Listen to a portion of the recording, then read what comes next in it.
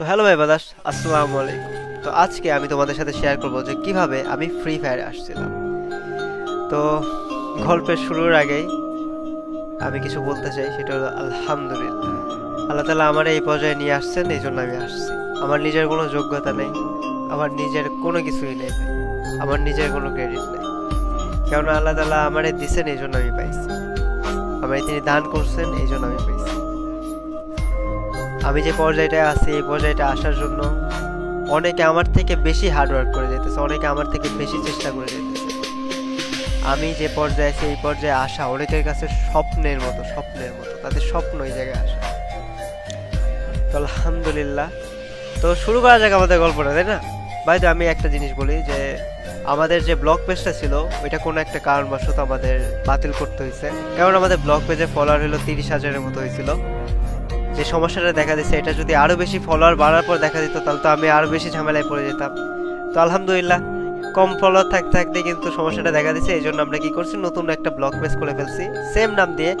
তো এইভাবে ক্রুল ব্লগস এটা দিয়ে সার্চ করলে আমার নতুন ব্লগ পেজটা চলে আসবে। 1800 জন ভাই বাদার ফলো করে দিচ্ছ। যারা ভাই বলতে ফলো করছো ভাই, তাদের দিল থেকে শুক্রিয়া।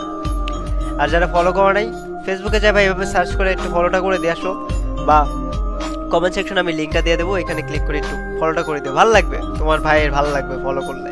আর আমার মধ্যে একটু জোশ আসবে, যাতে আমি একটু ব্লগের দিকে অ্যাক্টিভ হই, তাই না?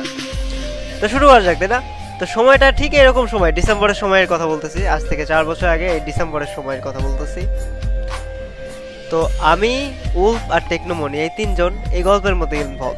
আর আমরা অন্য একটা গেম খেলতাম। আর বলতে গেলে অন্য সেই গেমটাতে আমার আর উলফের ভিউজ অ্যাকচুয়ালি সবার থেকে বেশি ছিল, মোটামুটি ইউটিউবের মধ্যে। তো হঠাৎ একদিন আমাদের কন্ট্যাক্ট হয় মারুফ ভাইয়ের সাথে। মারুফ ভাই অ্যাকচুয়ালি আমাদেরকে নক করেন। আর ওইটাই আমাদের প্রথম মারুফ ভাইয়ের সাথে কথাবার্তা বলা। আর মারুফ ভাই এখন কিন্তু ফ্রি ফায়ার মডারেটরে নাই, উনি আগে ছিলেন মডারেটর। তো মারুফ ভাই আমাদের তিনজনকে অ্যাপ্রোচ করেন। আর তার সাথে আমাদের প্রথম ফোনে অ্যাকচুয়ালি কথা হয়, এবং তিনি আমাদেরকে বলেন যে উনি ফ্রি ফায়ারের মডারেটর, এবং উনি আমাদের ইনভাইট দিতে চাইতেছে ফ্রি ফায়ার খেলার জন্য। এবং আমরা যদি ফ্রি ফায়ার খেলি, তাহলে আমরা কিছু বেনিফিটস পাবো ফ্রি ফায়ারের তরফ থেকে।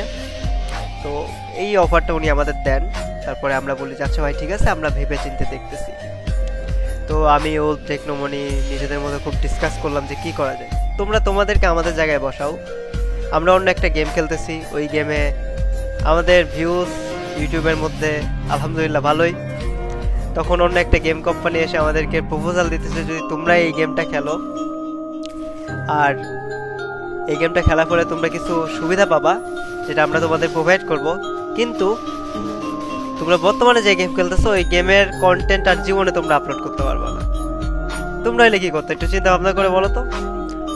আমরাও কিন্তু খুব চিন্তা ভাবনা করছি। করার পরে আমরা ভাবতেছিলাম, তারপরে মারুফ ভাই আবার আমাদেরকে নক করেন, এবং তার সাথে আমাদের আবার কথা হয়। তো ভাই মারুফ ভাই অনেক ভালো একটা মানুষ। তো মারুফ ভাই তারপরে আমাদেরকে আদিতি ম্যাম, কারেন্ট পাওয়ান, এনাদের সাথে কথা বলা দেন। আদিতি ম্যাম যদি বলতে হয়, তিনি কে?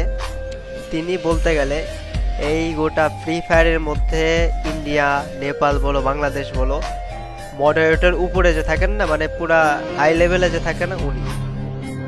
তো আদিতি ম্যামদের সাথে আমাদের অনেকবার কথা হয়েছে, মারুফ ভাইদের সাথে অনেকবার কথা হয়েছে। তারা অনেকবার, মানে আমরা যখনই বলছি যে ভাই একটু কথা বলবো, তারা চলে আসছেন কথা বলার জন্য। তো জানুয়ারির 15 তারিখে অ্যাকচুয়ালি ফ্রি ফায়ারে আমার অফিসিয়ালি এগ্রিমেন্ট সাইন করে আসা। তো কি ছিল তাদের অফার, যে অফারটা আমরা অ্যাকচুয়ালি অ্যাকসেপ্ট করছিলাম, তাই না? এটা জানতে মনে চায় না?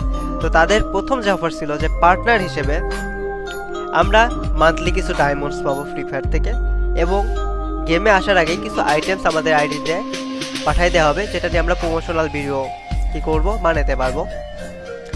আর থার্ড যে কথাটা, সেটা যে ফ্রি ফায়ার থেকে আমরা তিনজন মান্থলি একটা পেমেন্ট পাবো।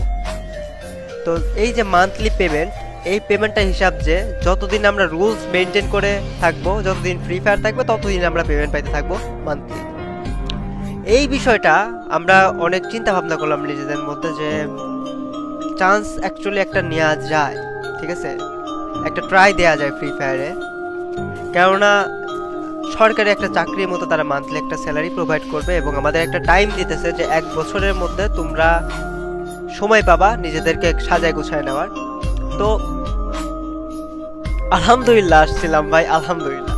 তো জানুয়ারি 15 তারিখে অফিসিয়ালি সাইন আপ করে ফ্রি ফায়ারে আসছি। আর তাদের কিন্তু এতগুলা শর্তের সাথে আরো একটা শর্ত কিন্তু ছিল, সেটা হলো আমরা পুরাতন যে গেমটা খেলতাম ওইটা পুরাপুরি টোটালি বাদ দিয়ে দিতে হবে। কোনো জায়গায় ওই গেমটা নিয়ে আমরা আর কোথাও কথা বলতে পারবো না। আর আমরা ফ্রি ফায়ারের সাথে ক্ল্যাশ করে এমন কোনো ব্যাটল রয়্যাল গেম খেলতে পারবো না। উই বি লাইক ওকে চলো। তো ফ্রি ফায়ারে আসলাম। জানুয়ারির আগের থেকেই আমি ভিডিও দেওয়া শুরু করছি, আমার ওল্ডেস্ট ভিডিও গেলেই দেখতে পারবা। এসে তো ফ্রি ফায়ারের কমিউনিটি দেখে আমার পুরো অবস্থা। কিসের জন্য ভাই, এখানে মিলিয়নে কথা হইতেছে, মানে এখানে লাখে লাখে কথা হইতেছে না, এখানে মিলিয়নে মিলিয়নে কথা হইতেছে এক একজনের। আর আমরা উড়ে এসে জুড়ে বসে তিনজন পাবলিক, মানে না কারোর সাথে কন্ট্যাক্ট করতে পারতেছি প্রপারলি, না কারোর সাথে ধরো। তো এই রিলেটেড কথাগুলো আমি ইনশাল্লাহ 1 মিলিয়ন যেদিন হবে না ওই দিন আমরা এই রিলেটেড নিয়ে কথাবার্তা বলবো। অনেক গল্প আছে, অনেক কাহিনী আছে এর মধ্যে, বুঝো না? তো ওইগুলো ইনশাল্লাহ 1 মিলিয়ন যেদিন হবে। তো যাই হোক, ফ্রি ফায়ার আসার পর তো আমরা পুরো অবাক যে এইখানে ভাই কি চলতেছে, এখানে মিলিয়নে মিলিয়নে কথাবার্তা চলতেছে। তো প্রথমে আমি ফ্রি ফায়ার খেলতাম হলো আইপ্যাডে। তো আমার আইপ্যাডে ভার্সনটা অনেক পুরাতন ছিল, তো মাঝে মধ্যে কি হতো গেমটা রেকর্ড করার পর রেকর্ডটা ক্যান্সেল হয়ে যেত অটোমেটিক্যালি, মানে ল্যাগটাকে একটু টাইপের করতো, মানে পুরাতন ভার্সন হয়ে গেছিলো তো অনেক, আর অনেক দিন ধরে ব্যবহার করতেছিলাম তো এরকম। তো ভাবলাম যে চলো নতুন একটা আইপ্যাড দেওয়া যাক। তো পার্টনার থেকে যে টাকাটা পাই ওই টাকাটা জমায় নতুন একটা আইপ্যাড নিলাম। নতুন আইপ্যাড নেওয়ার পর তো সেই স্মুথ চলতেছে গেম।